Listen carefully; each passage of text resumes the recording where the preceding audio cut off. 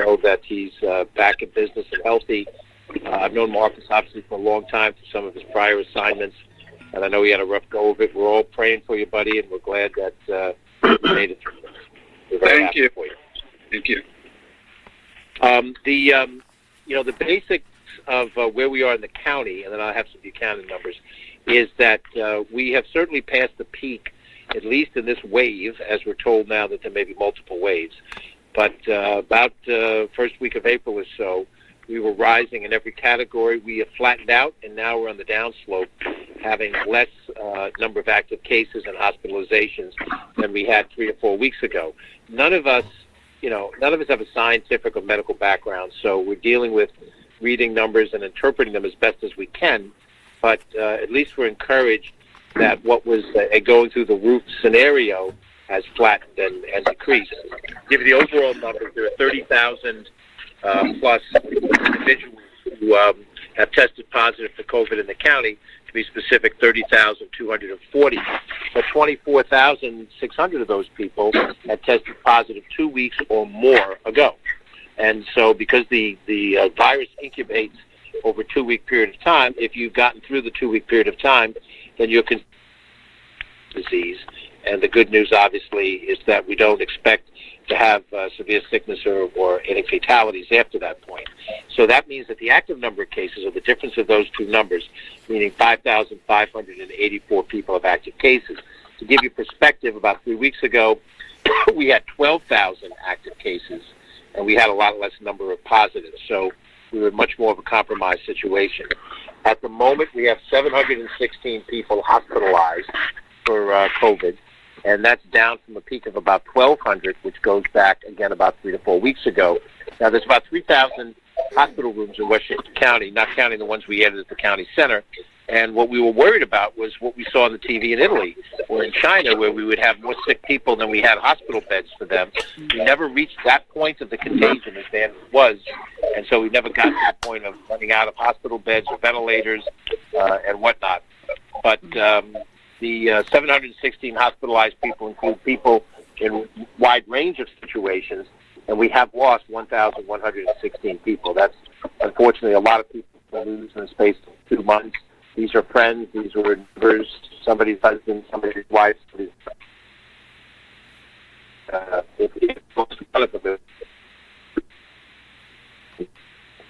a serious situation. The numbers of fatalities have been dropping nightly. There are nights where we lost 40 people, even 50 people in a night. We're under 20 now. We hope that that'll be the continued trend as we go forward, but we hope we have nobody worried about in your backyard. You went the longest while of any community without even having a detected case. Teresa and I were sort of having a good time about it on text messages when Buchanan still had nobody, when there was some other when the other towns had some. But overall, you've had 37 people test positive in the aggregate for COVID. But right now, our records show you only have 9 that are still within the 2-week period of time. So to have 9 active cases in the Villlage is good news. Now, the share file that we have is still never fully up to date because of the lag of information we get from the state. But even if that number is doubled at 18, it's still a very manageable number within the Villlage, for the Villlage. So we're encouraged by that, and we hope that that's a good sign as we go forward. From 100 miles an hour perspective, the county's got some very specific responsibilities in this area. Most of the authority in dealing with COVID is at the state level. Governor's passed an executive order that supersedes any executive order that the mayor, the supervisor, or the county executive could issue. We do have authority, but the governor has superior authority, and so it's the governor's decision now as to what stays open and what stays closed, and over what kind of parameters for most everything, not everything, but most everything. Our Emergency Operations Center has been serving as a clearinghouse to obtain personal protective equipment, PPEs, that's the gloves, the masks, and all that stuff. We're trying to provide them as requested by towns and cities, so Buchanan as a village has to go through the town of Portland to make their requests, and we've been trying our best to get as much as we can. We know that it's very easy to run out of stuff, and so many times we're down to a day or two margin before we run out, and that's tough, but the PPEs are hard to come by, and at least hopefully the the channel is still going through. If there's any problems with these things, Teresa can turn to Ellen for help.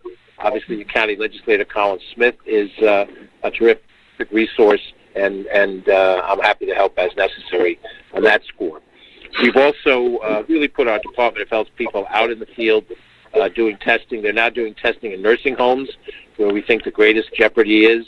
And we did not have that authority up until Monday. The state allowed us, the county, meaning the county health department nurses, to go out and do the testing to really get it going and see just what our situations are in these nursing homes, where we really feel is the greatest problem. Because what you're looking at is a pattern of infection and fatality that really tracks your age. If you are 60 years of age and older, that's my turf, and mostly the older than that, 70 and so forth. But if you're 60 years of age and older, you represent the cohort that represents 85% of the fatalities. That is a huge number of fatalities.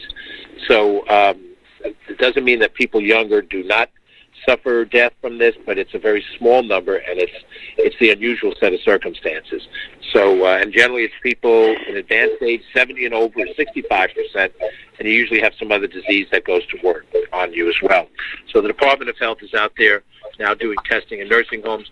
We also have antibody testing that has started at the county center, which has been established as a backup hospital. We haven't had to use the beds yet, but they're there if we do get a rush, maybe a second wave rush, and we'll see what happens. And then the antibody testing, which is done by Westchester Medical Center, is done at the county center.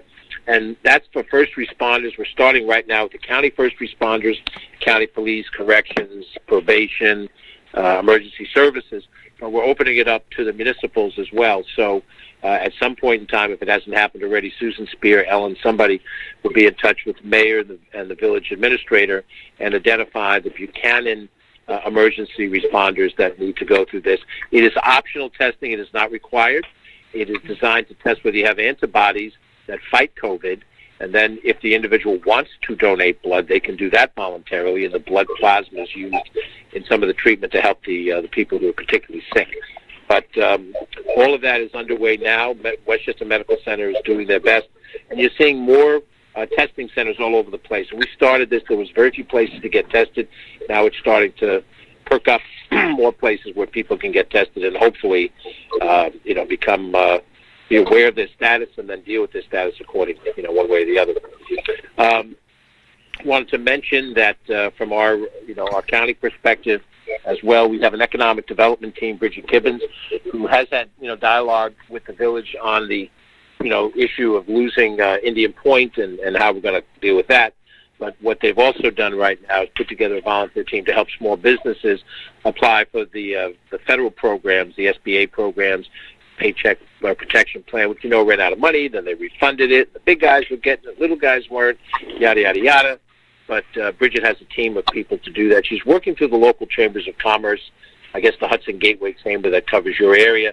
But if there are already businesses that you want to refer, Bridget and her team can help somebody, and we'll try to get that done. And try to be helpful if we can.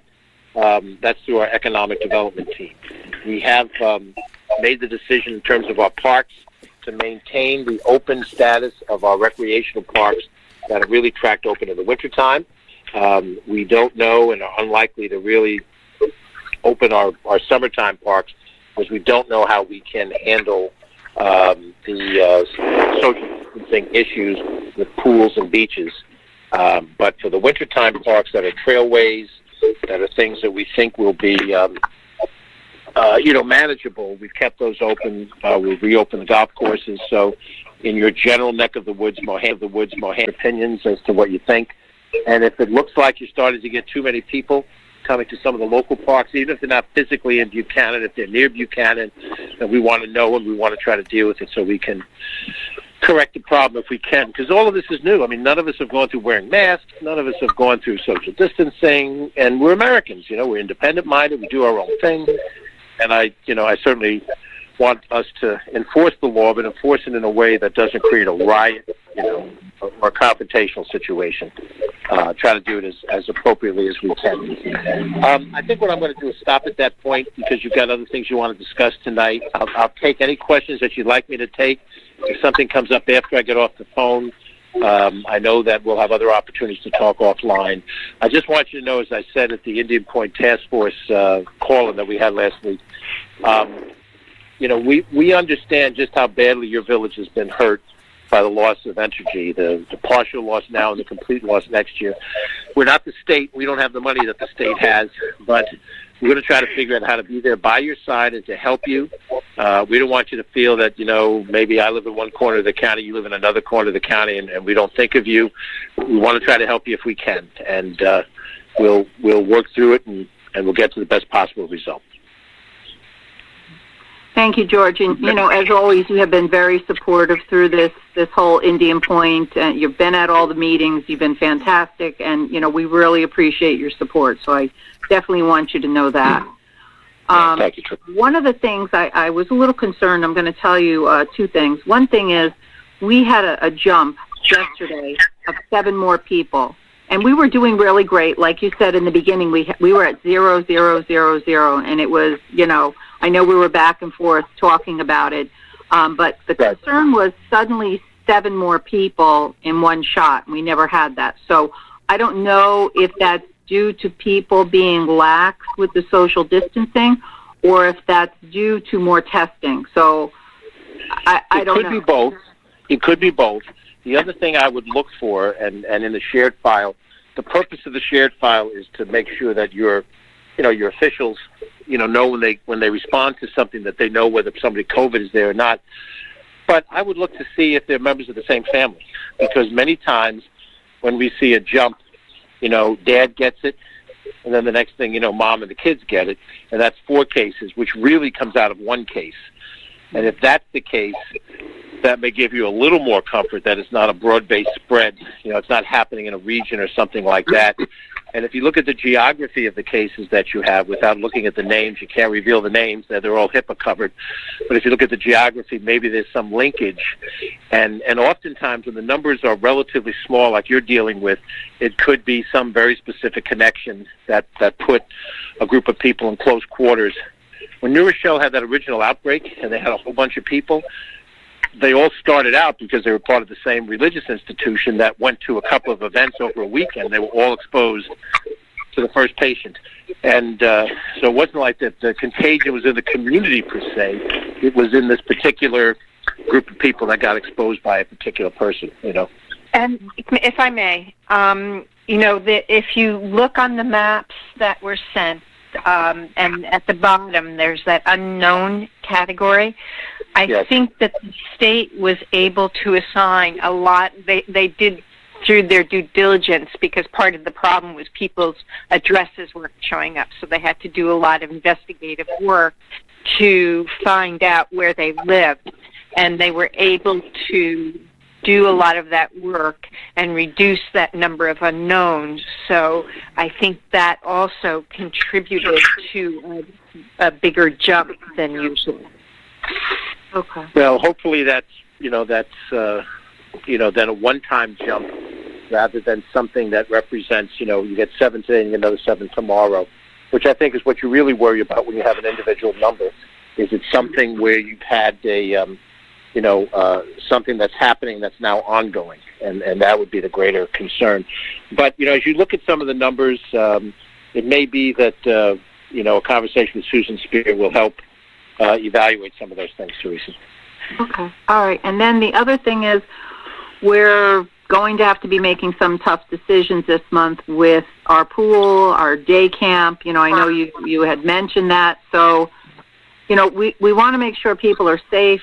And so I think it's going to be a really tough decision, because we're going to have to make it pretty soon, because we have to let these people know, the campers, we have to let the people who are employed by us for the summer months. We can't wait until like the middle of June to make that decision. So it's, I don't know.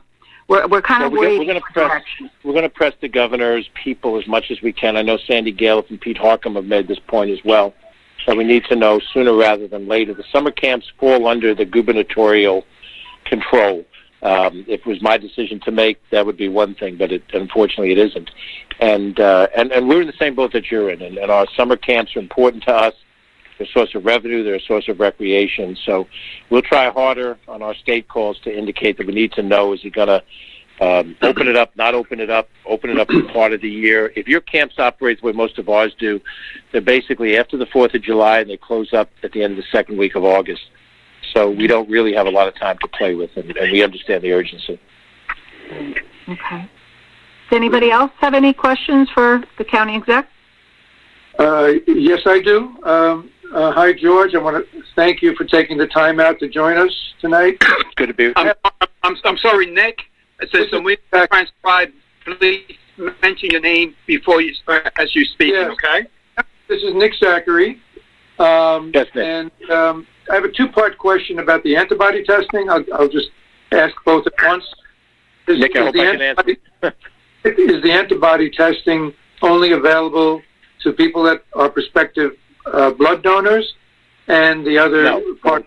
It's not limited by... can you hold on just 1 second, Nick? Yes.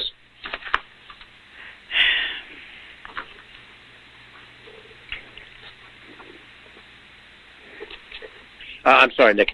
No, any first responder is where we're starting with. It's not going to limit it to that, but for the moment, any first responder, you do not have to make a commitment to donate blood. It's optional to take the test, and it's optional to donate blood if it's considered worthwhile. So either way, it's not a mandatory situation. Okay, but it's more or less targeted to first responders and blood donors?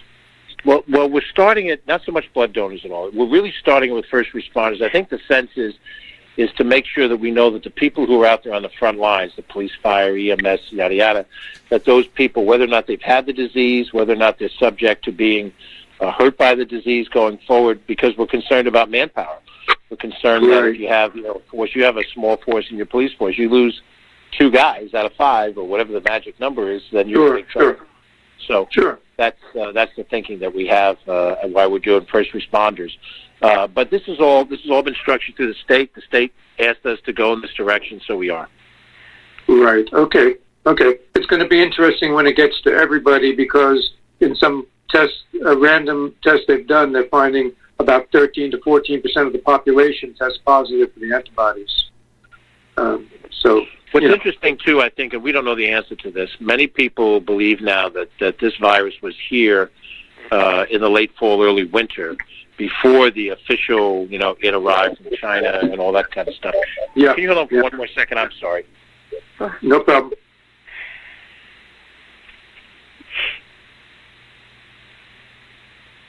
Sorry again, I apologize. I'm in transit, that's what I'm dealing with.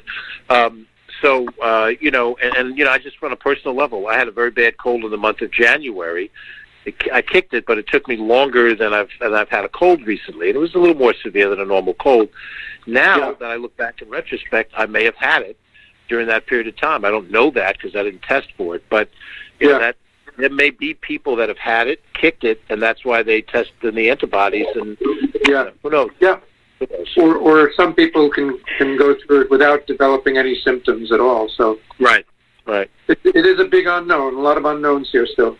The other part of the question was regarding accuracy. Have you heard much what the expected accuracy of the antibody testing is? I've heard that there's this is done through the Westchester Medical Center, and they said that they have FDA-approved testing, and they have their lab that's going to process the testing. So there are a lot of concerns about tests out there that haven't been approved by the FDA that may not be accurate, and so that's a legitimate concern, Nick. People may buy tests, at the store or something and find out that they give you a false positive or a false negative. But in this particular setting, we're relying on the medical center, and we think that they've done their diligence, and the state's blessed it. So I think we're in good shape on this particular antibody testing. Great, George. Thank you very much. My pleasure. Dwayne Jackson here. Hey, Dwayne. Hi, George. Just really want to thank you for your decisions on the golf course. A lot of our residents love to go out and hit the ball, and going forward, the idea that, we were allowed to do that at an early stage and continue to do that is really great. for people to get their exercise and stay socially distant from each other. And I just applaud you for how you handled that particular issue going forward. Thank you so much.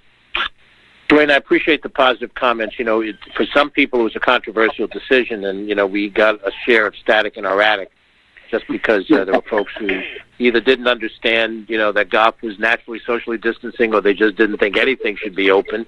And, you know, in a democracy, everybody's got an opinion, so I can't say that you know, they don't have a right. And I appreciate your appreciation of that, you know. Thank you. Thank you. Anyone else? All right. Thank you so much, George, and thank you to Ellen. Teresa. Thank you guys for everything that you do. Thank you welcome. so much. You guys have a good evening. All right. You have too. Take care. Take care. Be well. Right. Thank you. Bye-bye. Okay, what I would like to do also, I know we did the pledge, but usually after that we do a moment of silence. I would like to do a moment of silence also. We had two long-term Village residents that had passed recently. They were husband and wife. It was Bill and Hilda Durr. Bill was a former building inspector in the Village of Buchanan and also at one time a trustee. So I'd just like to take a moment to do a moment of silence for them.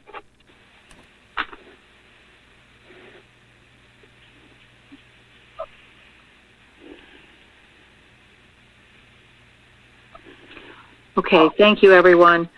We have a lot of minutes to approve, so what I'm going to do is we're going to do them in a group, and if you have any corrections, just please let us know which meeting it was and where the corrections are. So we need to approve, we're going to do a motion to approve the minutes from December 17th, 2019. It was a special meeting. January 28th, 2020 workshop. February 4th, 2020 board meeting. March 3rd, 2020 board meeting. March 10th, 2020 special meeting. March 24th, 2020 special meeting. April 9th, 2020 budget public hearing. April 20th, 2020 continuation of budget public hearing and adoption of budget. And April 28th, 2020 the workshop meeting. So on any of those, are there any corrections, comments? Nothing for me. Nothing for me, Teresa. Okay, thank you. All good? Okay.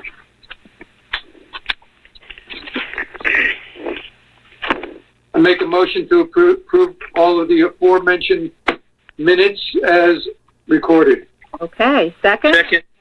All in Second. favor? Aye. Aye. Okay, thank you. Okay, I don't know if anyone has called in, but comments from the floor, but agenda items only. Okay. Under new business, there's a resolution supporting various New York State, Senate, and Assembly bills. I will read that. This is very, very important, this bill, and I will explain more after I read it. Whereas Unit 2 of Entergy's Indian Point Nuclear Power Plant has now been shut down for the final time, with Unit 3 scheduled to be permanently shut down no later than April 30th, 2021 next year.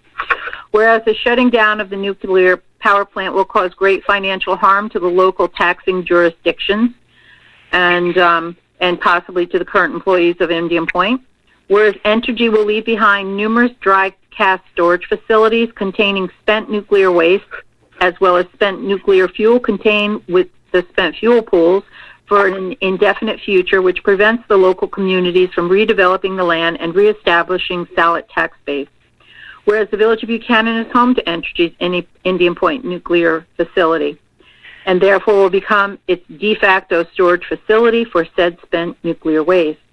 Whereas New York State Senator Peter Harcum and New York State Assemblywoman Sandra Galliff have introduced several bills to help both the employees working at the IPEC, Indian Point Energy Center, and the local taxing jurisdictions as follows. So, Senate Bill S7846, and same bill as in the Assembly, A10338, which relates to establishing requirements for the transfer, sale, lease, and any decommissioning activities of the Indian Point nuclear power plant. Senate Bill S8204, Assembly Bill A10107, which relates to tax exemptions for nuclear-powered electric generating facilities, and Senate Bill S8075, which relates to amending the real property tax law to include dry cask and spent fuel pools within the definition of real property. Whereas these proposals would protect workers at IPEC and treat the taxing jurisdictions fairly with respect to the non-voluntary storage of nuclear waste for the indefinite future. Now, therefore, be resolved that the Village of Buchanan Board of Trustees expresses full and firm support of Senate Bills S7846, S8204, and S8075, and the coinciding Assembly Bills A10338 and A10107. So, Stephanie, you have done a lot of work on this, and this is something that's been worked on for quite some time, and it was passed last year in the Senate. The one for the, well, they were taxing the spent fuel. So, if you would like to go into some detail, and then if there's any questions from the board. Sure. Let me just make one addition to Senate Bill, the last Senate Bill S8075, which relates to taxing dry casks and the spent fuel pools, has been joined by Assemblywoman Galeff, and the matching bill there is 10398. So we want to, that was introduced yesterday. So that matches. So all three bills are from both our Assemblywoman and the Senator. Right. In any event, just wanted to correct that because that just came up. So the first Senate bill, matching Assembly bill, and the way it reads is it relates to the establishing requirements for the transfer, sale, lease, and decommissioning activities. What this is doing is it's dealing with prevailing wage requirements, maintaining the current workforce, entering into labor agreements of hiring new employees. If they lay employees off and then have to pick a few up again, they pick from the pool of current employees. So this is clearly directed at treating those workers who might otherwise be laid off and not allowing, bringing folks in from far away, from outside of the area, rather keeping on your workforce and prevailing wages. So that's an important one. And okay, so then we move on to the next one, S8204, and that reads continuing tax exemptions for nuclear power facilities. So if you remember, we discussed it before. The way the law was written previously was many years ago. They didn't take into account the fact that someday the facility might close. And so what it allowed was an exemption for nuclear-powered facilities so they could get into a pilot payment in lieu of tax agreement rather than trying to assess these generating facilities and then spending years in court on tax proceedings. The way the law was written is that those pilots are no longer legal once the second unit, so next year, stops generating electricity. So all we've done, honestly, is we've written in to allow it to continue, the tax exemption to continue, even when they stop generating electricity. So that would allow us to get into a new pilot agreement at the end of next year or in April or before of 2021. So that's an important one. And finally, I think the most important, in my opinion, is Senate Bill 8075. And that would change the definition or add to the definition of real property the dry cask storage facilities and the spent fuel pools. If they were defined as real property, they can be assessed by the local community, us, and taxed. And so the argument, obviously, as we've been discussing, is that they are not movable, they are too big to be moved, they're bolted to the ground, and more importantly, there's no place to move them to. So that being said, these three laws are really critical, in my opinion, to both the workers and you local folks. And so it's nice to know that the senator and the assemblywoman are pushing it through. They've both been introduced, and I'm being told by both teams that that this is first and foremost, and they're up there in Albany, and they're going to push them through. And Teresa, you might want to talk about the local support, maybe later or now or whenever. I have a few things to say. Number one, Holtec is a company we all know that is interested in purchasing Entergy. So the other day I was on a call with Unit 2 closing. They will have that spent fuel out of the Unit 2, inside the where all the nuclear fusion starts. But anyhow, that will all be removed by the middle of May and into the pools. Wow. So, I mean, you have to stay in the pool for a while. So that was announced. Mike Toomey announced that the other day. Wow. So I just wanted to say that everybody understood that. But another thing is, Holtec is in front of the NRC currently to, they've purchased a piece of property in New Mexico. And what they want to do is develop that into an interim storage facility. So they're working through the NRC to get approval for that. So you know what that means. If the plant, they do buy the plant, they do have the option to move that spent fuel. So, but with that being said, that's one thing. That's nice to get approvals, but we all know that it's not going to be a simple or easy process at that point to ship that fuel. So you're probably 10 years down the road before that will leave the plant. So just as an update on that. Also, for some more background information, Supervisor Puglisi and I have been working together. We had another conference call today. And there's two very important things for this community. First of all, it's the $15 million fund that Entergy set up. That was the agreement that day in 2017. It was a community/environmental fund. So I'm going to talk more about that in a few minutes. But another important thing, of course, for us is the ability to be able to tax those spent fuel casks. So she and I are working on setting up a online petition, and that should be out in the next couple of days. So I really need everyone to help with this and get those petitions out and share them, everything, whatever you need to do, because it's important we show Albany that this is important to this community. So that's, as soon as I get it, I will send it out to everyone, but it will be on Facebook. It will be out all over the place, and we need to do a group effort in the community because now it's time for the community to come and help and step up, and everybody needs to work together to get this done. Teresa, this is Rich Duncan. Do you have any idea when these bills are going to come up for a vote? They have to, normally they're done in Albany on June 1st. I don't know because they've been out of there for a month if they'll extend it, but there's a very tight timeline on this. So we could have done mailings, in the village. We could have done, the school could have done mailings, but, it seems like now the quickest way and best way to do these things is through, online and getting the word out that way. Because then we can turn that, the people that want to do that, we can turn that around quickly. Can I just interject for 1 second? It's Stephanie. Sure.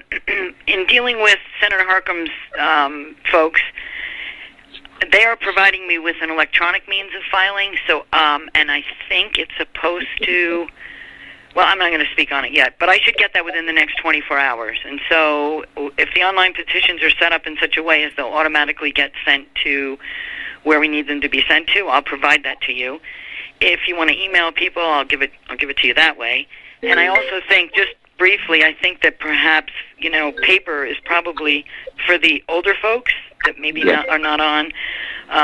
Maybe a couple of you could, volunteer or offer to get them to the seniors, to get up close and personal, but maybe drop them off and offer them to pick them back up, throw them in the mail, or scan an email. I think that would be really critical here.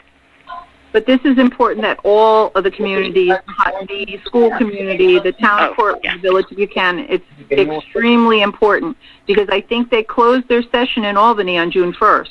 So this with this this bill is very tight time frame. But remember this, it's not because we weren't on it. Believe me, it's not because we've been on it. It just got introduced because it just wasn't happening. And then the virus, too. The virus, in between everything else, kind of helped. So we have a very short span of time to make this happen. So there's strength in numbers, so we need everyone to come together and get this done. Is the state meeting live, or are they meeting remotely? The Congress and They've been out. The Assembly and the Senate, they have not been in. I don't know if they were in session this week, but they've been out of Albany for a while now. Yeah. Yeah, I was told by Tito, actually, that at least Senator Harkin was going to be up there this week. So I'm not sure whether that, meant up there remotely or up there physically. Right. I'm looking at the bill on the dry cask storage. That's in committee. I mean, you can go on and look these up. You just type in, New York Senate bill and put it on, and you can follow it. I actually, you click on a link. You can support it online, and you can also follow it, and you'll actually get emails every day telling you where it's at and how it's moving along. Yeah. And you can share it with people that you know that might hit I support and why, and send it along that way, too. So there's a lot of ways to support these, but follow these online because it'll show you exactly how they're moving in both the Assembly and the Senate. Last time it did pass the Senate, it seems to be the stumbling block seems to be the Assembly. I don't know why, but that seems to be the tougher one to get it through. Well, I think part of the problem, too, was people weren't understanding what the needs were. And as you know, Assemblywoman Galiff, I mean, her committee is real property. So some of these are hers. She's the chairperson of that committee, which is critical. But last year it didn't pass, and I think partially that was because they were attempting to tax spent fuel, the fuel itself. So there was just miscommunication. I think this year we have it right. Good. Thank you, Stephanie. We'll work on that. Thanks, Steph.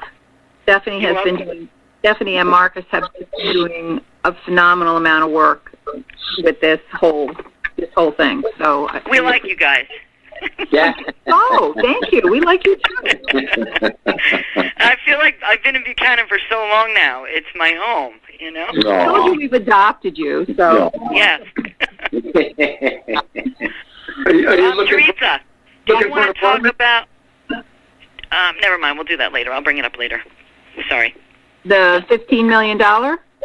Yeah, doesn't... Whenever you want. You can do that. I want to do that separate because I don't want to confuse that with both. So that's why, when I come to my time to speak, I will talk about that. So it's two different things happening. Yep. What's happening. So, on a motion? So moved. Second? Second. All in favor? Aye. Unanimous? Okay, the next is resolution appointer. And whereas the Village of Buchanan Board of Trustees is desirous of filling the vacancy, and whereas on November 5th, 2019, the Village Board of Trustees hired Marcus Serrano on an interim basis pending approval of a Section 211 waiver, which has now been approved by the New York State Civil Service Commission. And whereas pursuant to Chapter 35 of the Code of the Village of Buchanan, the village administrator shall be appointed by the board upon the recommendation of the mayor. And whereas the mayor has recommended Mr. Marcus Serrano to the position of village administrator, and the village board agrees with such recommendations. And whereas an employment agreement has been reached with Marcus Serrano, now therefore be resolved that Marcus Serrano, he is hereby appointed as the Village of Buchanan administrator effective on today's date at a total annual salary of $100,000. And be it further resolved that the mayor is hereby authorized to execute an employment agreement with Marcus Serrano, which employment agreement has been reviewed by the Board of Trustees and is attached hereto. Be it further resolved that such an appointment is subject to the village hiring policies and procedures. So, first of all, Marcus, I would like to say welcome aboard officially. Thank you. Yay. And it has been a process going through the 211 waiver with the state and also with the county. It has been a long, hard-fought process, and it's like, why does these things happen? But when you're dealing with the government, we all know what that is like. one of the other things I wanted to say, so this is what I wanted to explain. By hiring Marcus, our previous administrator was paid more.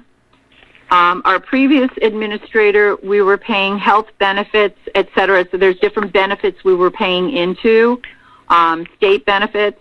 But with Marcus, we have saved money, first of all, by his salary, second of all, by different benefits. And we really appreciate him coming here at this time with his experience. I mean, he comes from a very strong financial background, which is something we really need here right now, and just many, many years of municipal government.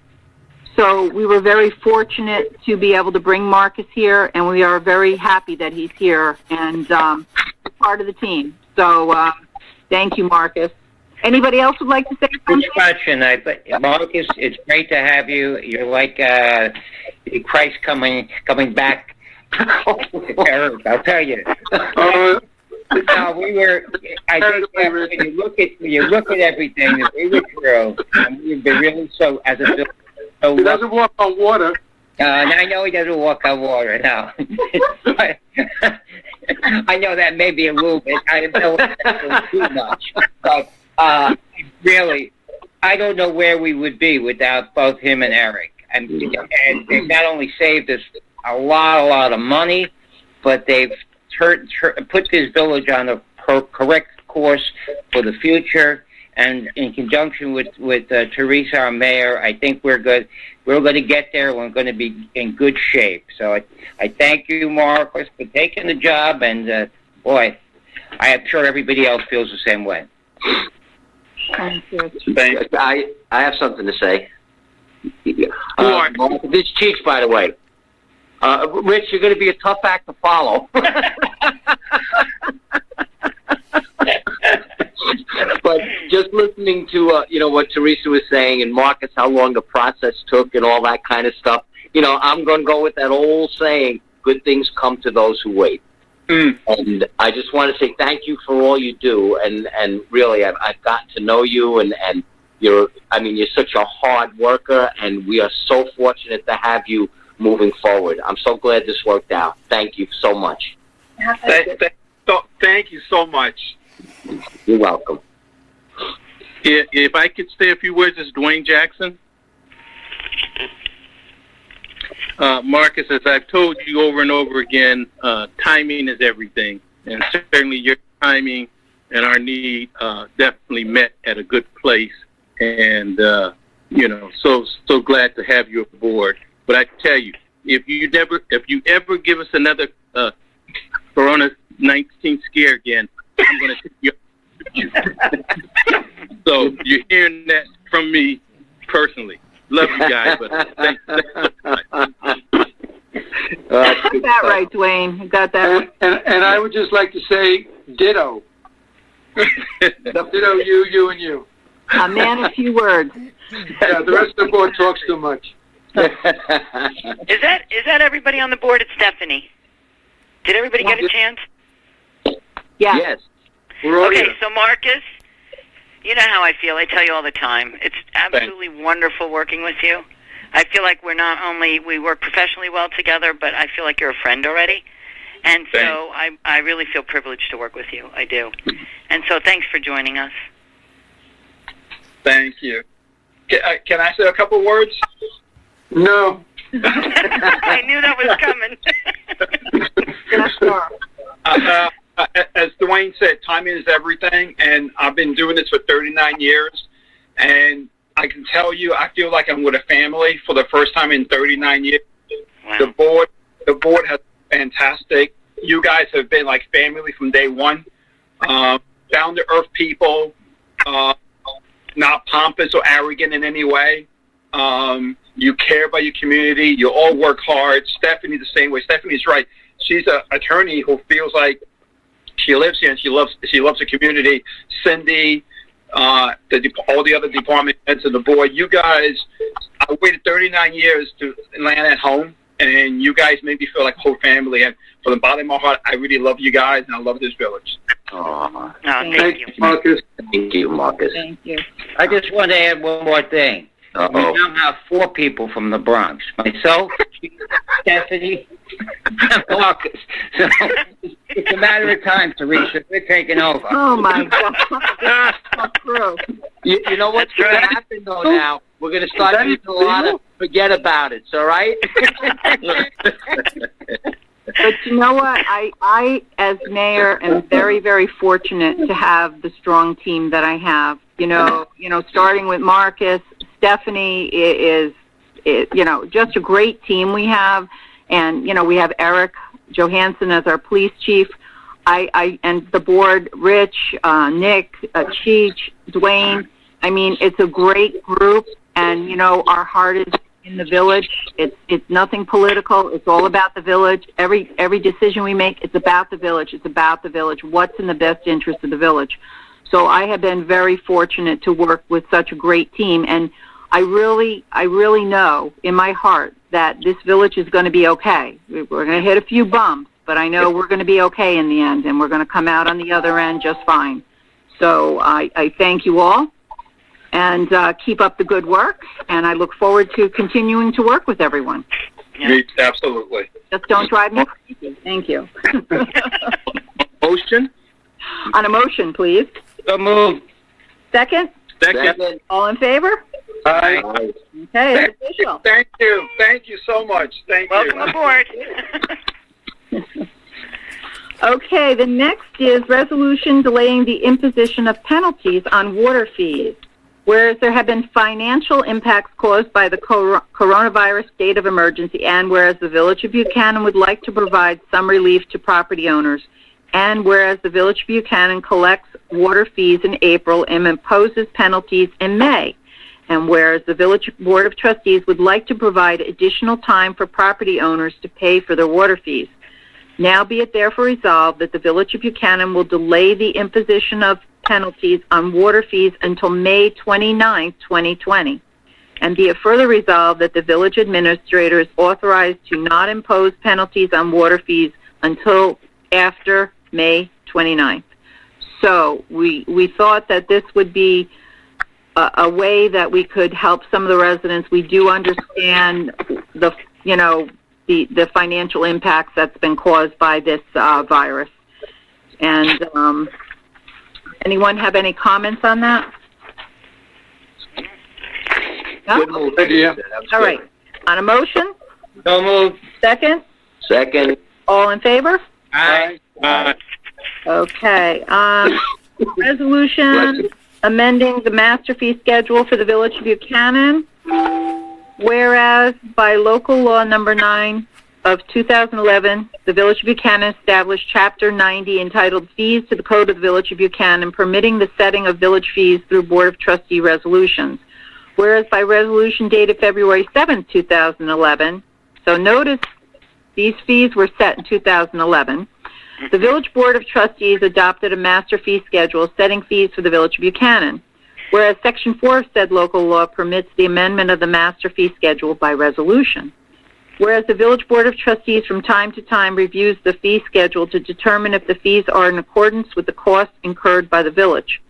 Whereas the Village Board of Trustees has determined that it is necessary to increase certain building department fees.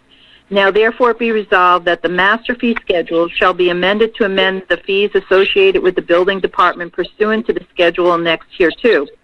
Be it further resolved that the clerk is hereby directed to amend the master fee schedule upon the passage of this resolution.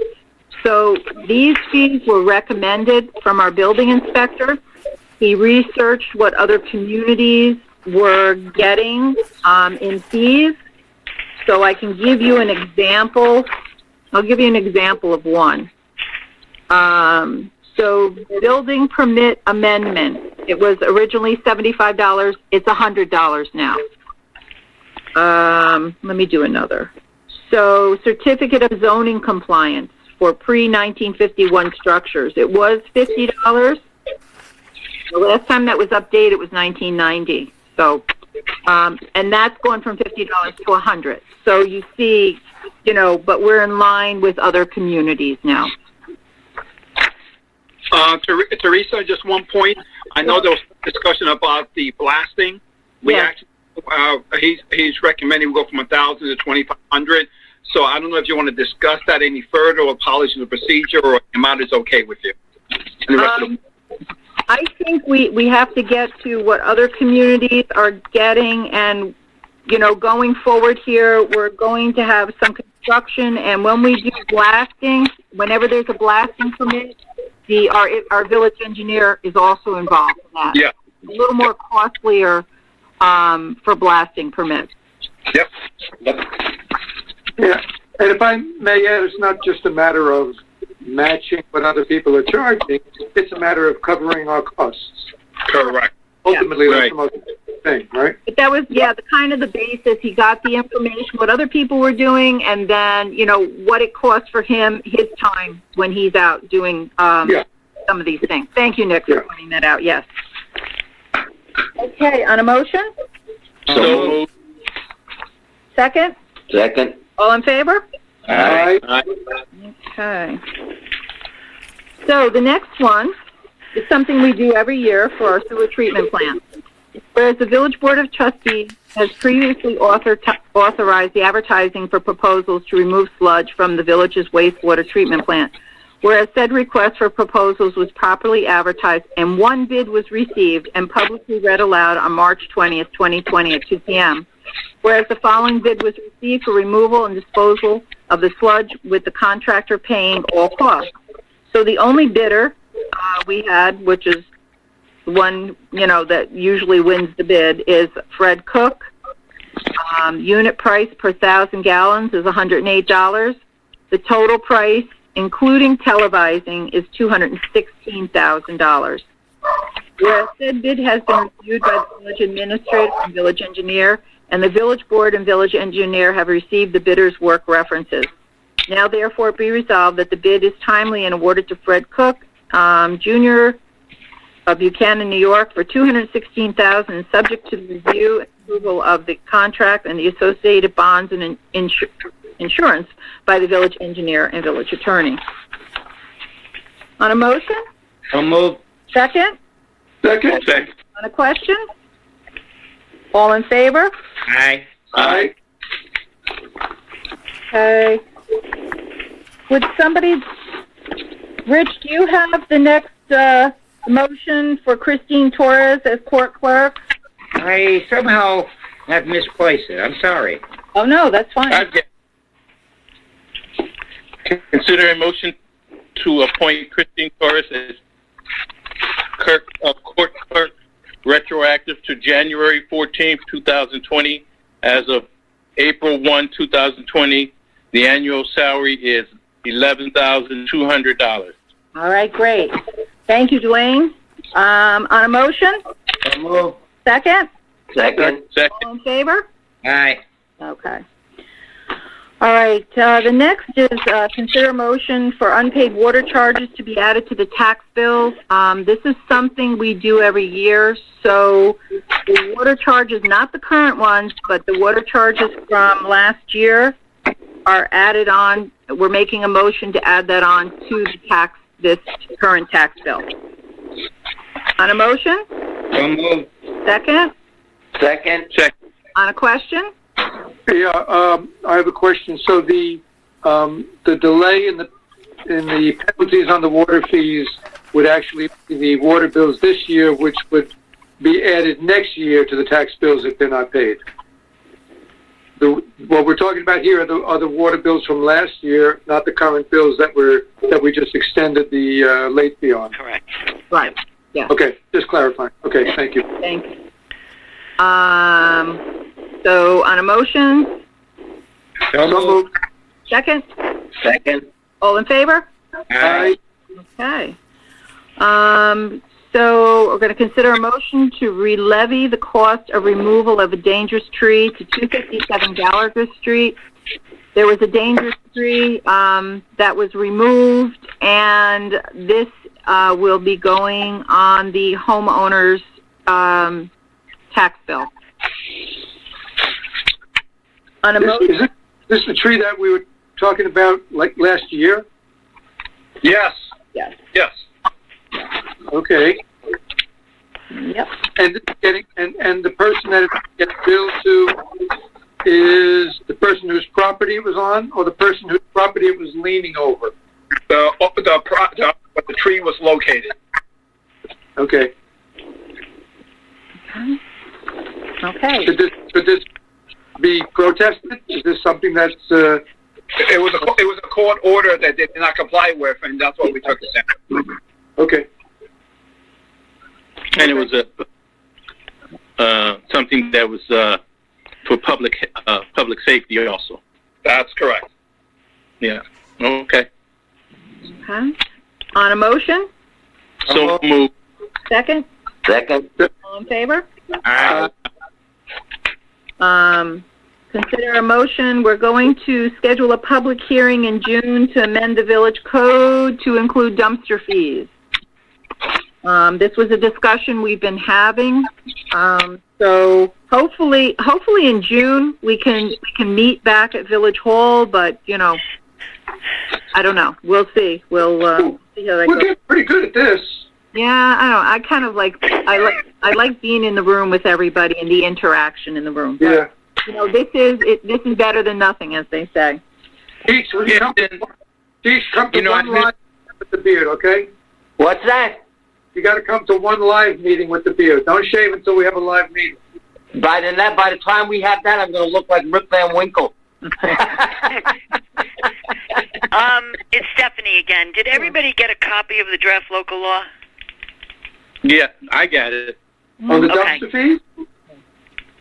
Yes. Yep. I believe it was in an email. I didn't print it out. Okay, no, it's okay. Just if you would look at it, and maybe if it's okay with Teresa, we could talk about it at the workshop and Yes. work through any questions you have so that we're ready to go. Yes. Because it always helps me to have questions before we actually get to the public hearing. So that I can anticipate the issues and the answers and resolve it. And it was emailed to us, wasn't it? Yes. Yeah. Yeah. Okay. Review for the workshop. Thank you. Thanks. So this is just to schedule the public hearing, which we'll have more discussion on this at the public hearing. On a motion? So move. Second? Second. All in favor? Aye. Consider a motion for the treasurer to make all required budget transfers, adjustments, and amendments to close out the 2019-2020 fiscal year as required for the annual audit. Because we all remember our budget year starts June 1st. So the 2019-2020 budget will end May 31st. On a motion? So move. Second? Second. On a question? All in favor? Aye. So, let's see what we have here. Justice Court report. I have... I'm sorry, Teresa, can I interrupt for a second? Sure. It's Stephanie, just for the record. I don't know if you want to talk about it, get approval by your board. We were talking about writing to the governor regarding asking him to do an executive order Yes. for an extension of time for your residents and businesses to pay their property taxes without interest or penalties. I didn't know if you wanted to discuss that now and give them a chance to give the nod to it. Okay, so what we'd like to do is send a letter to the governor. What's happened is the county has done it, different municipalities have done it, but we have to get approval through the governor, through the state to do this, to delay the penalty and no interest for the village taxes for 21 days. So we have to ask for that. That's not automatically given. So I think that's another way to help the residents, give them some more time to do that. So Has the draft made up yet of the proposed letter? Yes, I do, and I can send it to you. okay. Yeah, I'd like to take a look at that. Sure. So if you approve of the concept, I'll send you the letter, and if anybody has any, questions or comments, I can tweak it before it's sent. Very good. Hey, Stephanie, this is Chief. Yep. That's not going to affect your taxes that goes through a mortgage, though, correct? That's correct. That's kind of a hole in the, and people are saying, that this will only benefit the wealthy because they don't have mortgages. But you'll get seniors and others that also don't have mortgages that in absolutely in particular have to ask the governor for an executive order. So it's been a little controversial. I don't know that the governor's done it, but I do know a lot of other villages are asking for it and requesting it. Yeah, I read about that on a few places that had done that. I just wanted to throw that out there so people that do still have mortgages just realize that it's not going to really affect them. The bank's going to pay directly anyway. So just to get that out there. Correct. Right. Just gives additional information. There was an executive order for the county taxes, which affect the school, the cities and the towns, since they collect a part of the county. So this will be just villages. NICOM has been getting a lot of calls from villages asking the governor to consider this. So the governor has been asked by NICOM to do so. We've had no response from the governor to go ahead with this. So this is the idea of NICOM to tell all the village mayors to get together and write a letter to the governor. Hopefully he'll be convinced. Yep. Very good idea. You know, if I could say, it probably will help some people, but I think it'll help seniors less than you think, because they're not generally working people. They're on fixed income, Social Security, pensions. Right. And their income is not lost to the same extent as younger people who are working. Yep, that's true. Mm-hmm. So, and although with the unemployment and the bonus now, some people are making more on unemployment than they were on their jobs. Yes, they are. They're not going to want to go back to work. Well, yeah, I'm not going to go there. Okay, so. You don't have to, I did. You did, thank you. Information from officers and departments, Justice Court reports from February 2020. Hold on a second. Okay, so one was $3,343. The one from March the report amount was $4,790. So you all do realize that court has not been in session, so that we won't have reports for a couple of months there. The police report, February of 2020, moving summonses 57, total calls 105, and parking summonses 31. Okay, Highway Department, Marcus has a new report for us from the Highway Department, February 2020 and March 2020. That's received. And Stephanie, you're next. The attorney's report. I don't think I have anything. Sorry. I'm so sorry. Well, sorry. Yeah, Teresa, just one question on the Highway Department for Marcus. Sure. Are these the Highway Department report? Do you have that computerized, for lack of a better word? That's a template. Yes, that's the template that Bob is using.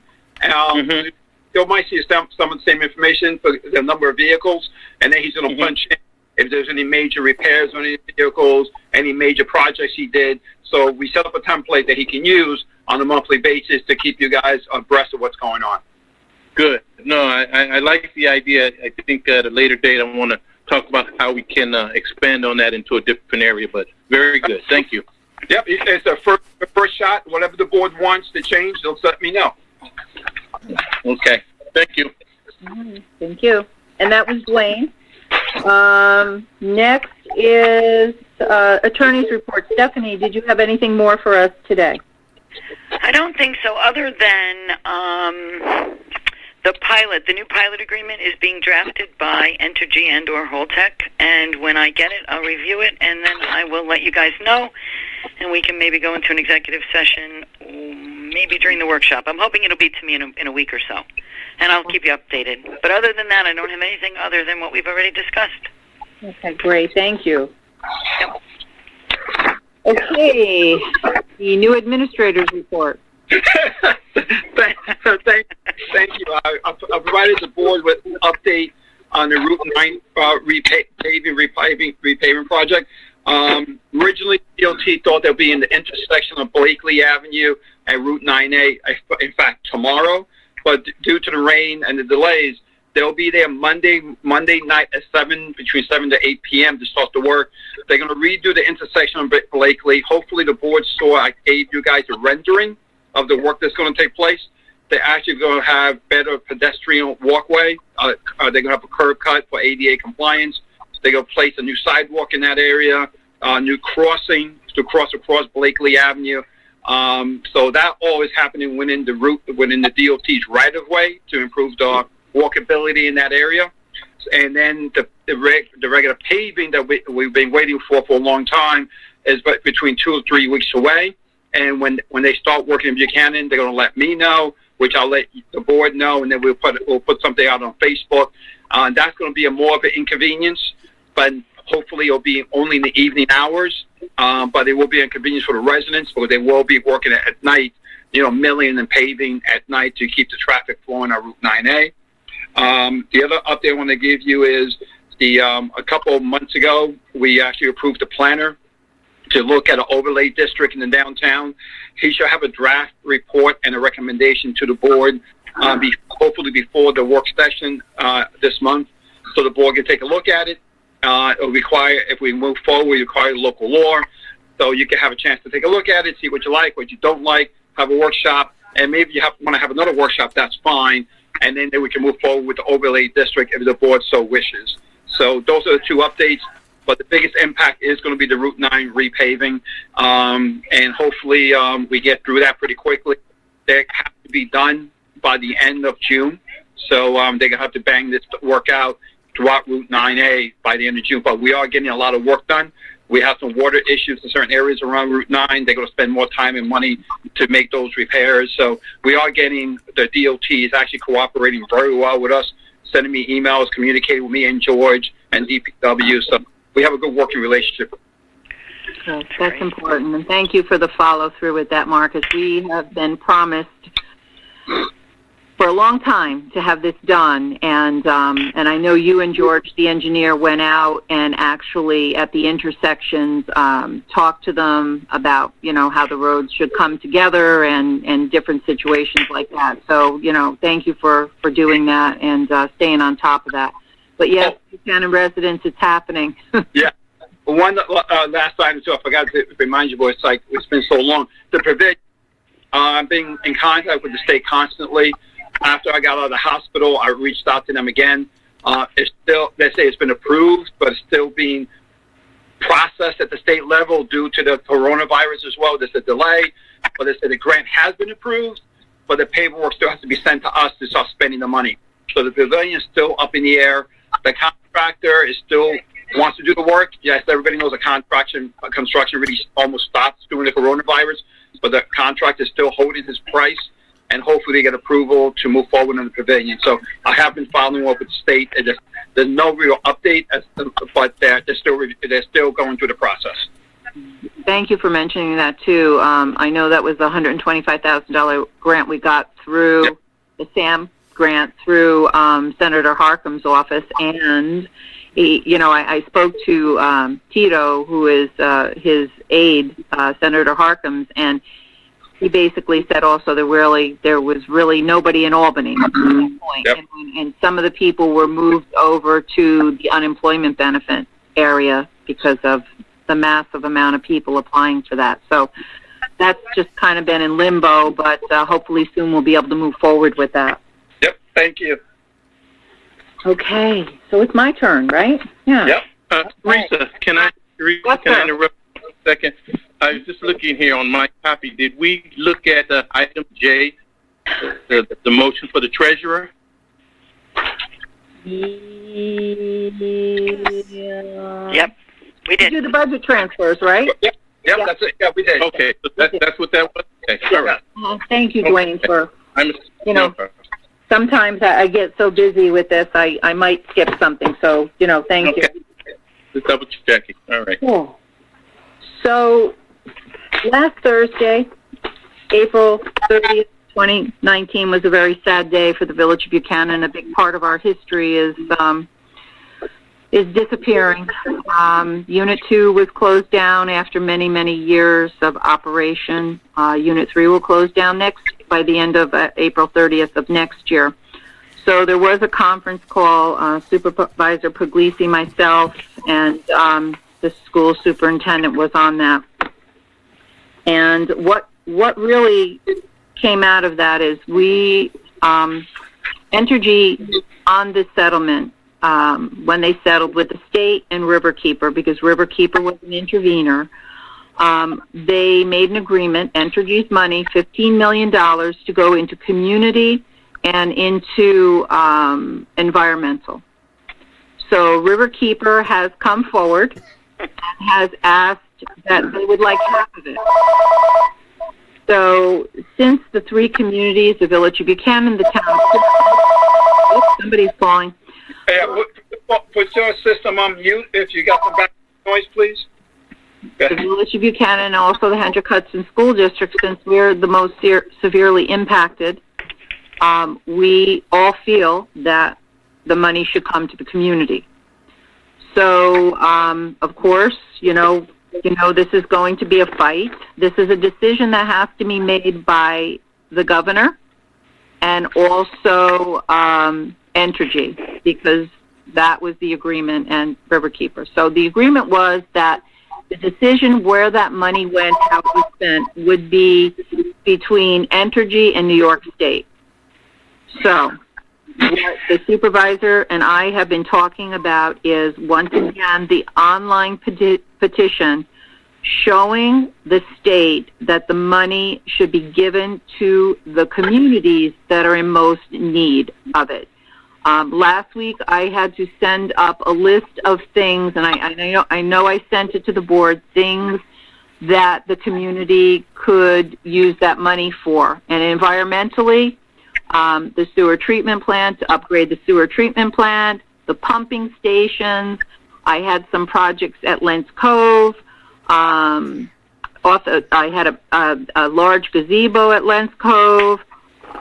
What else did I have? I had several things, but there was quite a bit of work that we can use that money for. But the most important thing is the sewer treatment plant.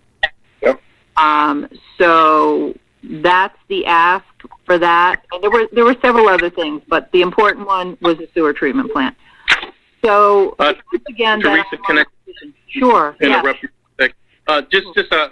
Did you put a price tag on what we wanted? It was very preliminary. It was just given to the New York State Task Force, and it didn't have to be into super detail. But I'm going to be working with the engineer to get us, the price for that, for the treatment plan and different things. And also, one of the things is I'd like to have money put into a trust account to repave all of Broadway, because once that's decommissioned, there's going to be a lot of traffic, and half of the road isn't in great shape as it is, let's be honest. But with the new, with the decommissioning process, there's going to be a lot of heavy equipment, a lot of traffic, a lot of things happening on that road, and it's not fair that the Village of Buchanan should have to pay to repave that. So, well, I mean, just as a thought, I mean, I would think that should fall to whether it's Holtec or whomever takes over for the decommissioning. Be that cost should be put on them. Just a thought. Mm-hmm.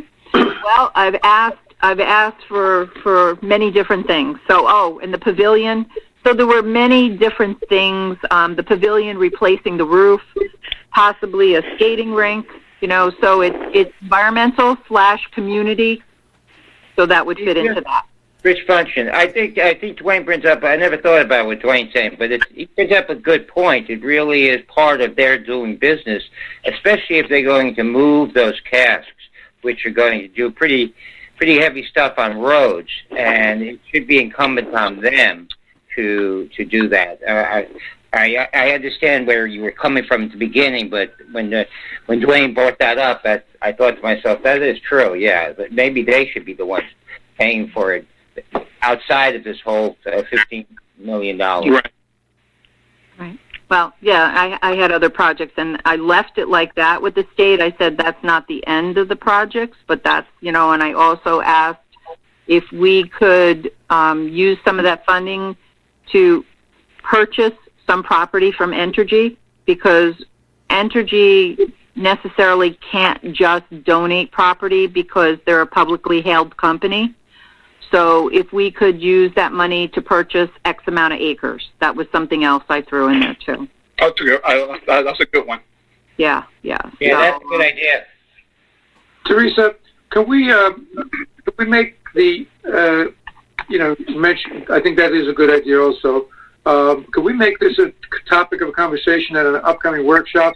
Because the LWRP that's going on right now is a place where some of the ideas for what to do with the park can get voiced. And you're saying that you would like to do a gazebo by land. Could we just discuss as a board, and I have some ideas of things I'd like to do, if we could discuss it as a board, the things that we'd like to see as far as that Lens Cove, the adjacent properties there, because I'd like to sort of get us all on the same page. Well, yeah, I tried to get everyone on the same page, and I did send out an email asking people what their thoughts were and requests, and, I didn't get too much feedback from that, but I think I replied, but so we can still discuss it. It's not closed. There's no deadline yet, but it was, just an ask from the task force. Right. I would just like to discuss the ideas. Sure. It's still open. That'll come up, that I'll bring up when I do my report. Okay. And rather than have disparate, you're talking about this and I'm talking about that, and I'd sort of like to discuss it as a board. Sure. And one of the other things I asked over at Lens Cove, our parking lot is lumpy, bumpy. It's very bumpy, but remember that at one time was where the Village of Buchanan's dump was. So that was never capped properly. So that's, you see with all the bumps there, it's because it was never capped properly and it's settling uneven. Yeah, that has to get done.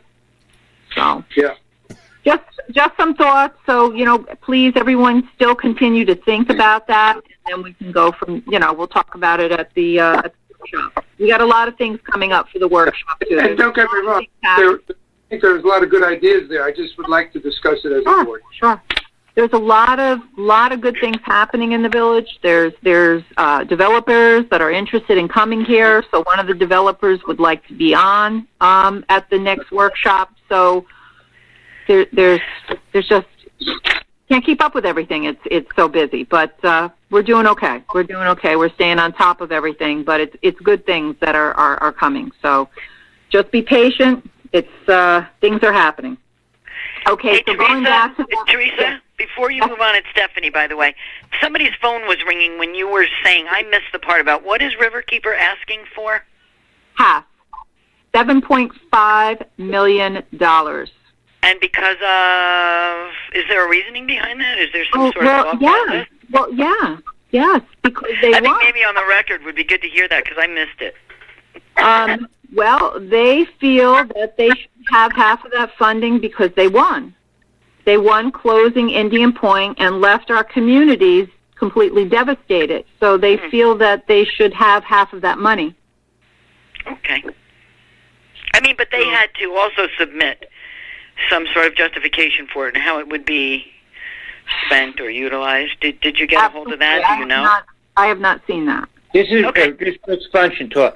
When we met with them, I think, Nick, you were there too at the time, and they were talking about buying kind of like swampland or water, stuff up the river and using the money to buy that with. And I mean, that's where, I kind of came up with my slogan to them. Yeah. What's the slogan? What's the slogan, Rich? My slogan is people before fish. There you go. I love it. Absolutely. It's about the community. It's about people. Teresa, a question for you is maybe put on the record too. Did the village board ever ask them to the school district really bad also. The supervisor will do what she needs to do in the town, and of course we'll do another online petition. Good. So Okay. that, like I said, but the critical one now that we really need to work on it, and really it has to happen before June 1st, is with all the different bills. So that, you know, that's what we're focused on right now. May I say something? That whole thing about the $15 million fund came up in a very early meeting after the plant announced its closure, and we met with Riverkeeper, and this came up, and they expressed that they wanted their share of that money. And first of all, I think it's absurd. And they should not be getting a large share of that money. Maybe something, but not half. And if they're going to use it for conservation, I think they should only be allowed to use it for stuff that is in the tax-impacted communities. Mm-hmm. Let them do conservation stuff that's local. Never mind going upriver. This would, you know, I mean, they're like you said, they have their own agenda. They're like, you know, and they're kind of blind. They're in trying to do good in one way, they're completely blind to the needs of the community in the other way. So we have to try to keep them on track with that, and you know, rally our forces, write letters like Stephanie was saying, or you know, whatever we have to do. We need to make it clear that money to go to tax impacted communities, of which we're the biggest. Yeah, absolutely agreed. Well, I certainly, this is Dwayne, I would certainly like to understand at some point what the governor's take on this is in terms of just the impacted community, how Riverkeeper as their own entity would be, A, taking a piece of the pie, and then, as Nick said, making sure that whatever environmental things they may have been concerned about with the nuclear power plant, that be mitigated in the waters that are on the Hudson River that touch Buchanan, or certainly the town of Cortland, or affect us here. So I don't know. I just think that doesn't take rocket scientists to understand that you know, it isn't fair, but neither was the closing and how it was done. But I'd like to put the governor's feet to the fire in terms of just what his prescription is for satisfying that $15 million and what he envisions is fair and equitable to the three entities, the village, the town, the school system, the fire district, and the library. So, you know, I think everybody needs to be very cognizant of that whole idea, and we know that before it's negotiated and done with. I don't know whether we need to call into Peter Harcum or Sandy Gallup, but to make them aware of what our concerns are at this stage in the game before, you know, whether it's the 3 men in a room or 2 men and a woman in a room in Albany decide the fate of this community. I'd love to be one of the 3 people in the room, honestly. Absolutely. But, you know, Teresa, has there been any discussion about a road trip to Albany? There has been a discussion, but with the virus right now, you know, but with this, you know, we might be able over the summer to get a group of people to go up there and just storm the Capitol. Teresa, this is Cheech, by the way. Does the governor have a say in where this money goes? Entergy and the governor have to agree on where the money goes. It's not just Entergy. The governor is involved as well. They have to be both in agreement with it. So here's the problem. And I know since we've been having meetings, Supervisor Puglisi has asked many, many, many times for the governor to meet with us. Right. She says that all the time. Hearing crickets. Mm-hmm. So let's also remember something else with the cessation fund, which the state offers for any municipality, not just us, any municipality in the state that has an electric generation plant that ceases. So remember this is not special for us. So it wasn't a decision to close this plant. We had no input into it. So the only thing we are going to receive from the state is the cessation fund that starts at 80%, goes down 10% each year, and that's it. That's it. So, Teresa, I just wanted to say that Journal News talked the other day when we were talking about the $15 million.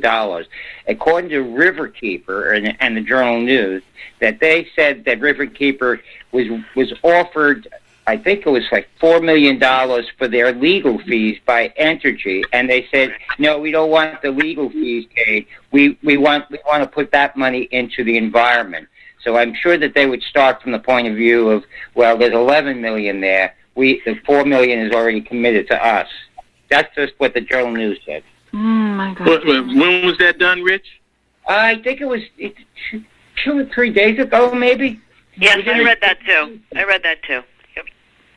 Oh, the Okay, one article where Teresa was unplugged? Yeah, that one, yeah. Oh. Yeah.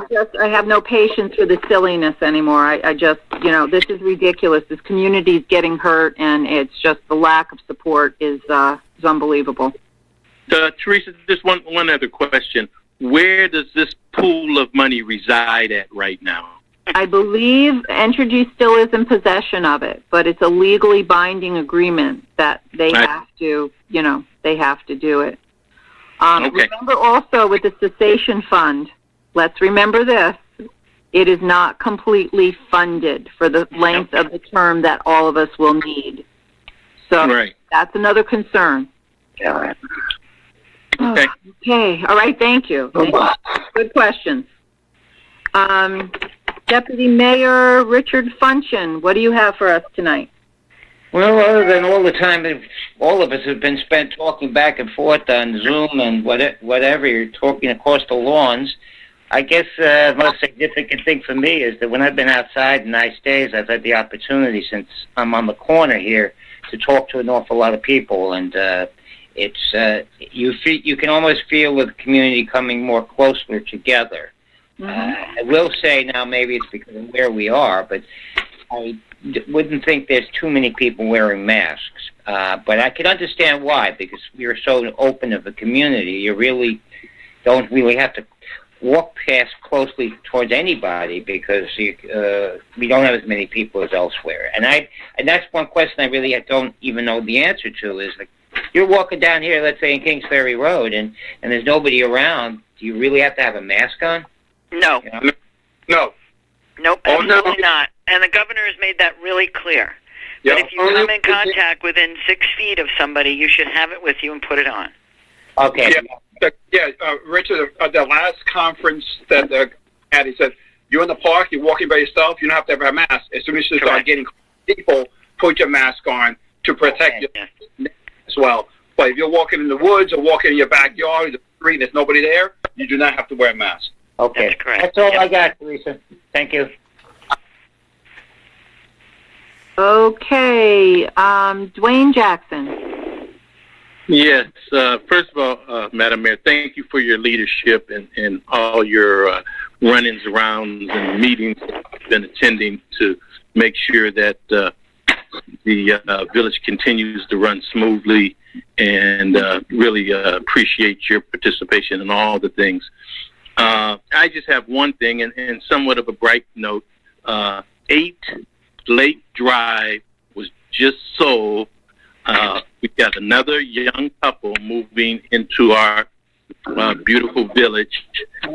No kids moving in, and the house that had went through foreclosure came out, and sale signs were up, and I met the lovely couple that bought the house.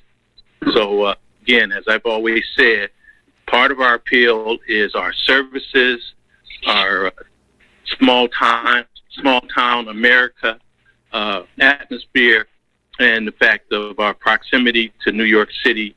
And we will always be, that type of community, a bedroom community of New York City that will work to our advantage. But it's good to see that a young family moving into the village, and they're spotted all over the village. So it's a good thing. Good. Welcome to the Village of Buchanan, to them. Great. And congratulations, you have nice new neighbors. Yes. Good for you. Thank you, Dwayne. Cheech, Cesare Pasquale. Yes, Mayor. Yeah, I don't really have much to say other than, I'm hoping everyone is well and healthy, number one. And I just wanted to take this time to give a very heartfelt thank you to the police department, fire department, the highway department, the volunteer EMS, and all personnel that, go to work every day to provide essential services to our community. And I just mean, grocery store workers, deli workers, nurses, doctors, all healthcare attendants. I just thank you so much for going out and helping us in this time of need. And we will get through this. And another thing, Stephanie, that thing on going to Albany, can we get shirts made with Rich's slogan on it? Yes. I'm in. Yes. All right, we'll get signs and shirts. What is it? People before fish? Yep. Yes. I'll chip in. And pay for them. I'd like to do that. And you know what? I'm going to be even different. I'm going to get mine in Italian. Okay. That's all I have. And what I'd like to do, too, over the summer, maybe we'll have a rally over by Indian Point, and you know what? Just line everybody up and have a big rally. So that would be a pro rally for the community. Mm-hmm. With our T-shirts on? What's that? With our T-shirts on? Absolutely, of course. There you go. I love that, Rich. But thank you. That's all I have. All right, thank you, Chief. Trustee Nick Zachary, what do you have for us tonight, Nick? All right, thank you. Yeah, I second what Cheech said there. All the people that have no choice, they can't stay inside because they're out there serving us in a lot of different ways we never thought of. We always knew that the police and the fire were serving us and the EMS, but now we realize how vital so many other people are to the community. So I definitely agree with that sentiment, thanking all those people. I just have a couple of things. I met today with with Bob Wheeler at Lens Cove Park to follow up on some work that was there at the last workshop. I bitched and moaned a bit about the condition of the park there and how things weren't getting done. And I want to apologize because I did not mean it as an attack on the highway department, and I understand how it might have been taken that way. I mean, I think they're actually doing a fabulous job, especially considering for quite a while they had big manpower restraints, and they've kept up and kept us in pretty good shape. And I want to specifically thank Bob and of course all the people in the highway department. It was not intended as an attack on the highway department. I just think it's more of the board and the administration agreeing to some kind of regular maintenance and not letting the park fall into disarray. The park is actually, May is that striper season, so right now there's a lot of people down there, and you're going to see a lot of cars. But even without that, the park is being used more, and that's partly because the new Peekskill Trail, Riverfront Trail, is now right to our doorstep, and a lot of people are walking down from Peekskill, walking out through the park to the point before they return on the trail, and some people are parking at the park to start from that end of the trail. So, so that's sort of, enabled the park to get more use. Anyway, we went over a few specific things, and I sent everybody an email about it. I know at the last workshop, we discussed the use of the rec fund and how it specifically prohibits using it for maintenance, but it can be used for new things. So if you read my email earlier today, after looking at there's 3 flights of wooden steps there that are rotten and dangerous. 2 especially. 1 is so-so. And I think we can word things in such a way that it's new if we decide to go ahead with some new stone steps, something new that would be enhance the park. We can probably, deem that to be a new item and an improvement to the recreation of the park, and we could use the rec fund money for that. So that would help us out right now if we wanted, to get rid of these. One of the steps is so rotten it has yellow caution tape around it. You can't even step on it. Is that a hazardous situation, even though it has the tape to it? Because if it is, I really think those railroad ties should be pulled out of there. It's a liability for the village. Well, they should be pulled out of there because they cannot be used. Okay. And I think if we want to wait until, if the board feels it's a good idea, I was thinking one of them is like 4 steps and the other one is about 8 steps, the two that are really in bad shape. And if you would like to walk over there, on a mask there, we could walk it and I could show you what we're referring to. I'm over there at the park all the time. I go out on the trail and stuff. But a lot of people, may not be familiar with that. If you'd like to meet there, let me know. If we come up with a plan for this, we can start getting some prices from masons to do stone steps, and then we can, we could rip that stuff out when we do the new steps.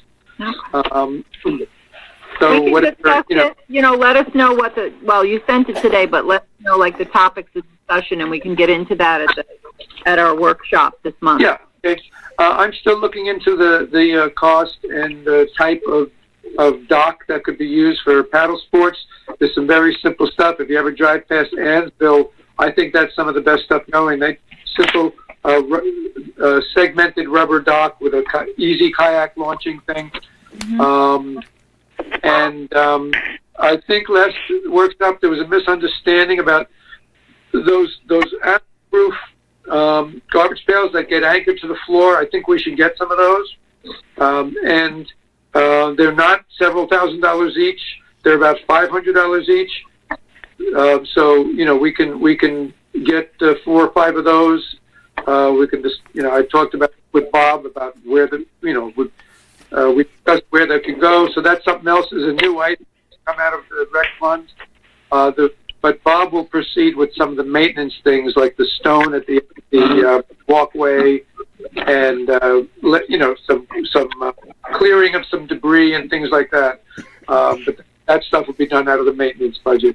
Yeah, we could discuss it more at the next workshop. But if the board agrees to, we can go ahead and try to get some prices for stone steps, and that way we'd have a little more information at the next workshop or as soon as we can get the pricing. So that's one thing. I just also want to talk briefly about the LWRP meeting, Local Waterfront Revitalization Plan.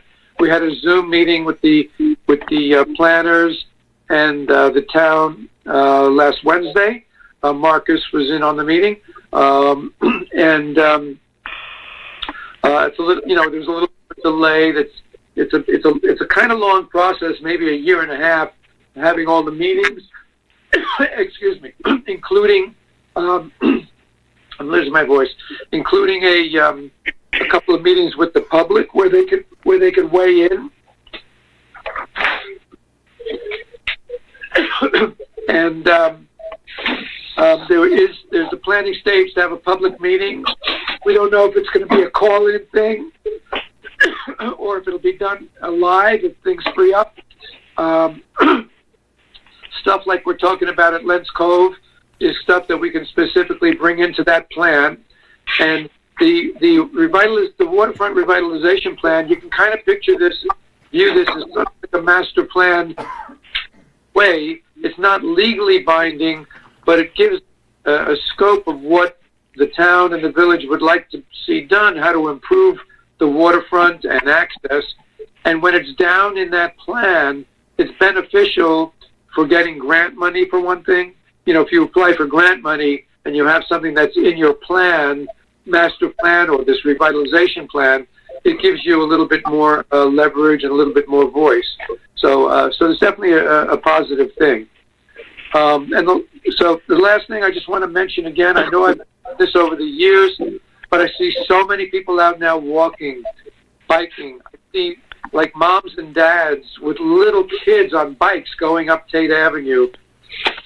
And I want to repitch my idea. I think we should ban parking on one side of Tate Avenue and put up signs that say share the road. There's more people out than ever before. I think would be a really nice thing. I don't think we have a great need for parking on Tate Avenue. I don't think it would be a hardship to limit the parking to one side. And I think it would be a nice thing to do, especially now with the increased number of people that you see out going up and down. Little kids that are barely able to ride bikes, people with carriages, people with dogs, people running. You probably notice how many people, because they got cabin fever, they got to get out. So you're seeing a lot of people out now. So I want to pitch that again. Maybe we could discuss it at the next workshop. And that's about it. That's it for me tonight. Thank you. Okay. Thank you. I just wanted to comment on one thing you said. Now I'm going to cough. Yeah. I am seeing a huge increase. I think it has a lot to do with the fishing over there. I went over there over the weekend. The lot was full. There were 50 cars.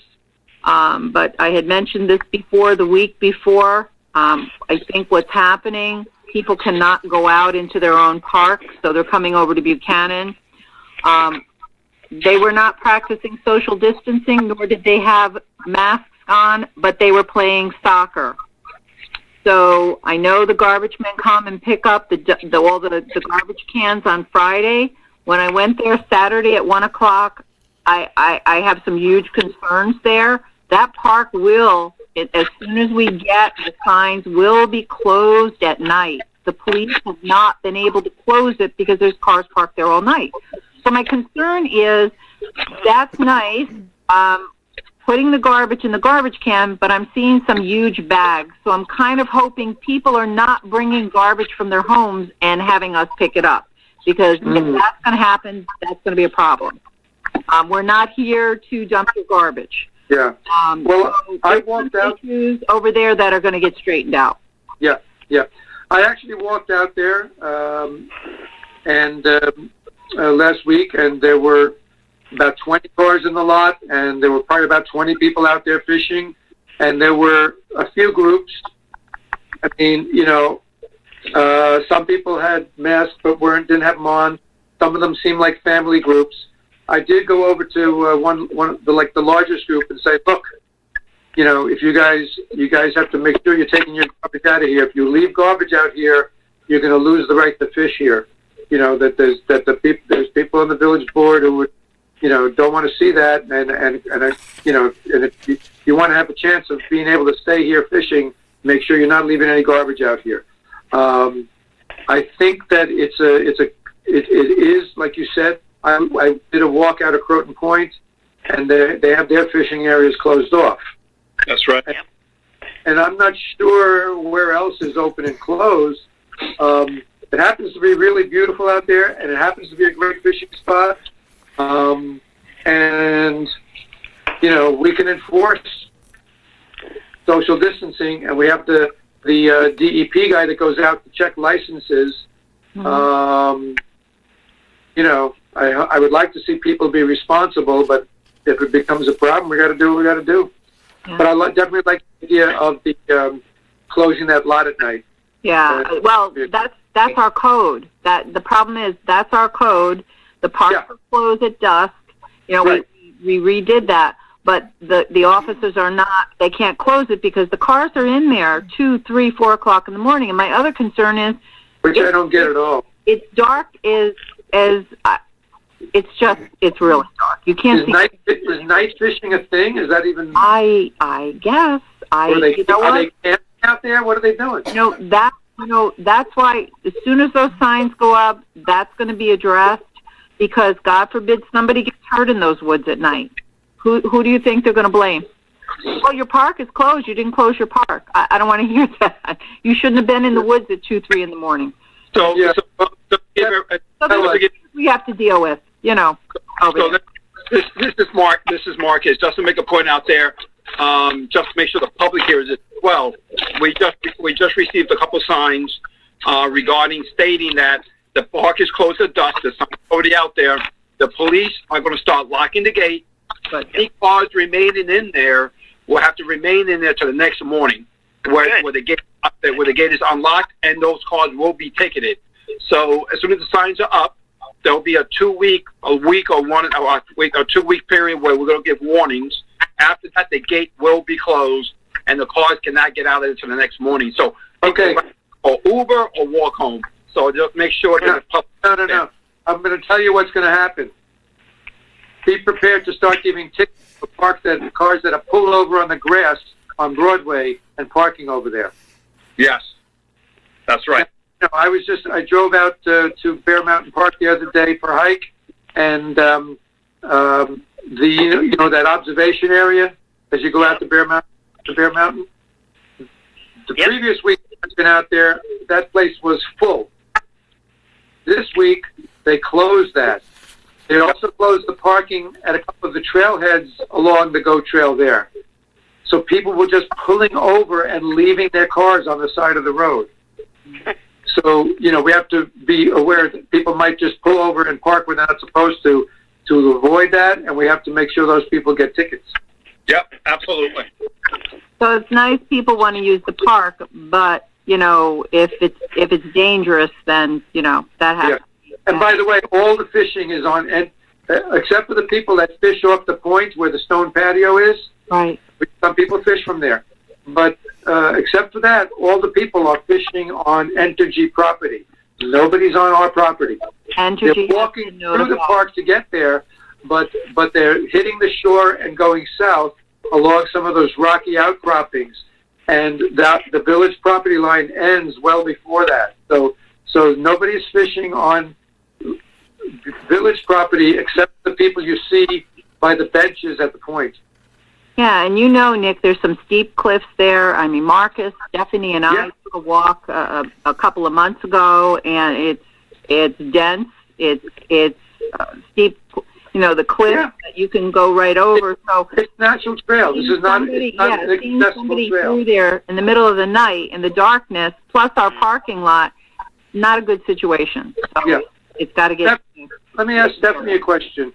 What is the legal liability if it's a natural park?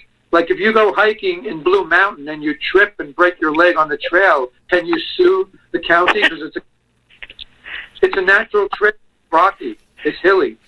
Isn't that always the case with a natural park? You take that you're at your own risk. Yeah, you assume the risk unless you can prove some sort of negligence. Did somebody know that, you know, a lightning storm hit and took half a tree down that everybody's dying on, you know, something like that? Then you can do a notice of claim. But you know how society is. Everybody sues everybody.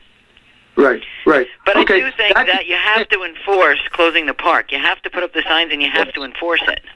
Okay. You just have to. Good. Okay. Well, it's going to be good. So that means one question for you, Nick. Nick, do you hear me? Yes, sir. There's Chief. What are they actually fishing for? What kind of fish do they have? It's striped bass season. Yeah. Right now it's striped bass season. Some people get some of the, you know, like, I don't know, they can get some other fish out of there, carp or porgies or whatever. There's other fish in there, but in May it's the big striped bass season, and people come from all around.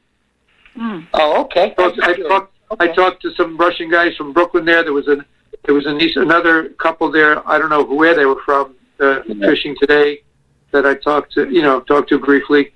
Yeah. You know, so they're coming from all around. It's a thing. Striped bass fish in the Hudson, it's a thing. Do they have eels in that water? I don't know. Aren't eels usually like in shallow, murky water? Oh, I don't know. I'm not a fisherman or anything like that, so I was just curious what they fish for there. Yeah, I know. No, the Hudson has its blue crab season, the striped bass season, and I'm not too up on it. Yeah. They have clams there too?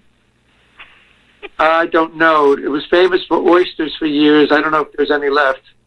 Oh, okay. You know. Well, thank you. Yeah. Curious. Make conversation. Yeah. Any other questions or comments? No? Oh, based on that, what Stephanie said about proving liability, there are a couple of spots along our section of the trail where some tree stumps should get cut, and I will, if you're okay with it, I will follow through with Bob and go mark those for him. You know, there's a couple of tree trunks that need to get cut because people could have to climb over tree trunks that fell over the trail. So being Yeah, that, you have to maintain it. If it's a trail and you're opening it as a trail, you have to maintain the trail. okay. So if you're okay with it, I will follow up with Bob and mark those things that need to get cleared. It's not that much, a couple of things. Yeah. No, I know. I went over a few trees when I was back there. Yeah? Yes, we Not did. not easily, but I went over them. All right. So Cindy, Can I is there follow up with anyone Bob on the that? line? Yes, Yeah, I have one comment. Okay, sure. Okay, Go this ahead. is from Joe Chindano on 203 Seward Street. He is not in favor of the leaf blower law. It would be very unfair for people that own gas blowers to have to go out and buy electric blowers. He spoke to his neighbors, and they feel the same way. They have spent a lot of money for the equipment that they needed for their own yard. And just because Croton or another community does something, why do we have to follow suit and do the same thing? Our residents try to take care of their yards, so don't make it harder on us. Thank you. Thank you. Thank you, Cindy. And thank you for your comment too, Joe.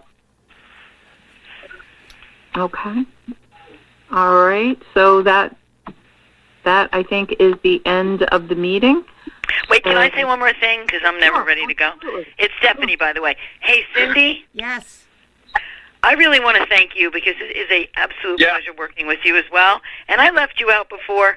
You have been tremendously helpful, especially, from doing all of this, not in person. I mean, the board should know within 10 minutes of me asking you something or reaching out to you, you're back at it. You're working all the time, and you make it possible, I think, for people like Marcus and I to do a good job. Because if you weren't there, it would be so much harder. So thank you very much. Oh, well, thank you for saying that. I love you guys, and I like working with all of you, too.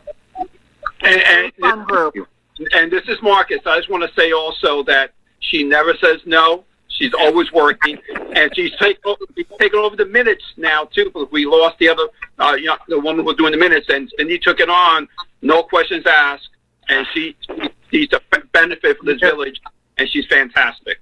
Yeah, indeed. Thank you, Cindy. I checked you out before, but thank you. You are part of the team. Thank you. Yeah. She doesn't like to get recognition. So no, it doesn't seem that way. Oh well. Yeah. She's good. She's eating it up, I can tell. Turning red now. Let's keep on Cindy. Okay, good night. All right, thank you, everyone. On a motion. Thank you. So moved. Second? Second. All in favor? Aye. Aye. Hey, be well, Buchanan. Good night, everybody. Good night. Good night.